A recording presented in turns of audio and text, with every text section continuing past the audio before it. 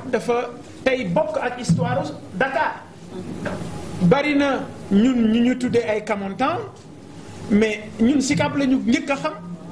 parce que boo dégloo déggiti PBS ci jamonoom mais Cap-Si ku ne mu ngi ciy bàyyi xel alors donc dafa nekk commune boo xam ne dafa chargé ci wàllu histoire et ñoom ñii taxaw nañu pour changer visage u Sicap damay xool jeunes yi ñu àndal jeunes yi ñëw ci salle mais ñi ci ëpp ci ñoom ils sont nés après les indépendances tey jii bi ñuy def présentation bi boo xoolee chronogramme création quartier yi les Sicap da ngay gis di mu tegloo nga xool depuis presque 30 ans ou 40 ans il y a plus rien amatul benn investissement bu nit mun a teg bëtam au niveau des Sicap ces jeunes qui sont dans la salle mais ñaata ci ñoom la ñu dagg seen espoir ñaata ci ñoom tey jàpp nañu ne seen ëllëg ay nit ñoom ñoo ko hypothéqué ferveur bi nga gis ci salle bi pourquoi aujourd'hui les Sénégalais vont vers les mouvements et non les partis politiques parce que la classe politique a échoué parce que cette classe politique seen bopp rek lañ fi nekkal parce que budget bi ñu wane ci tableau bi loolu la politiciens yi di xalaate man suma bopp d'abord man suma njaboot d'abord population bi après mooy li ñu wane léegi ci tableau bi et ñoom noonu la ñuy fonctionner c'est pourquoi nos frères nos neveux tey bari na ci ñoom ñoo xam ne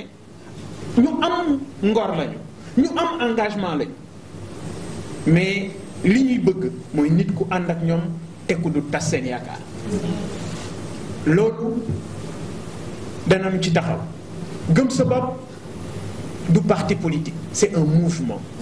gëm sa bopp c'est pas un slogan c'est un comportement gëm sa bopp se veut une philosophie boo xam ne kenn ku nekk ci ñun lii ngeen taxaw ne da ngeen di defar Sicap le développement c'est d'abord à la base le développement c'est l'engagement de tout un chacun ce pays a besoin de ses dignes fils yéen ñu déterminer ñu engagé wu et c'est ce que j'ai essayé de faire je pouvais rester dans ma zone de confort mais le problème c'est pas moi parce que ñoom politiciens yi li ñuy wut ci politique man yàlla jox na ma ko te politique gu ma malheureusement on est dans un pays où quand tu as des ambitions quand tu veux faire quelque chose tu deviens une cible léegi ñu ngi may wax ne sur cette histoire boo xam ne du ma ciy bëgg di wax l'affaire des médias ou le redressement de des médias ñu ne ma le ministre de l'économie et des finances nee na qu'il m'invite à un débat je dis monsieur le ministre vous vous trompez de cible des médias à une administration je suis certes le promoteur des médias et dirigé par un conseil d'administration Inch'Allah un des administrateurs sera certainement à votre disposition pour faire face à ce débat télévisé bi nga may invité man su ma yitte feneen la jëm man su may jàkkaarloo ci débat télévisé Macky Sall lay jàkkaarloo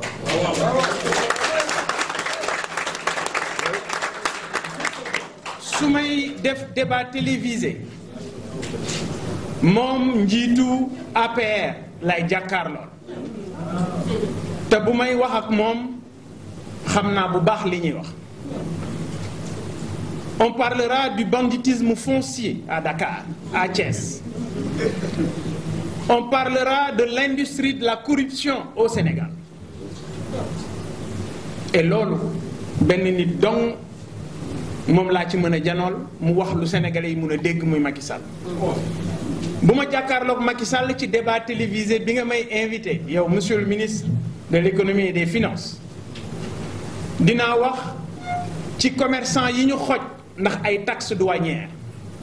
dinaa wax ci baykat yi nga xam ne mënatuñu am dara ndax soppi nañu leen ay yalwaankat ci débat télévisé boobu dinañu wax sur les conditions exécrables, les conditions difficiles dans notre système d'enseignement. Mais dinañu wax également sur la revalorisation des salaires des enseignants. Kon bu ma amee ku may jàkkaarloo c'est le président Macky Sall, l'administration des médias. Je suis sûr, elle est impatiente d'avoir un débat télévisé avec vous, monsieur le ministre. L'administration sénégalaise aujourd'hui utilisée pour bâillonner, utilisée pour nërmeel un Sénégalais. 2003 la commencé dugg ci business 2003 ba 2021 kenn musuma taqal lenn lu jëm ci mbirum impôt waa xanaa tey la ñu mën a wax ne Bougane Gueye société yi mu moom du ñu fay impôt tey lañ ko mën a wax et bu ñu toogee ba 18 ans après ñuy doog a wax ci loolu ça veut dire que notre administration est défaillante parce que ñaata milliards alors la ñu perte boobaak léegi. Je reste convaincu que le Sénégal nous appartient tous. Je reste convaincu que kenn ku nekk ci ñun sa détermination, son engagement, c'est de transformer ce pays. Transformer ce pays commence par la base. Et la base, ce sera, Inch'Allah, la commune des Sicap. Je vous remercie.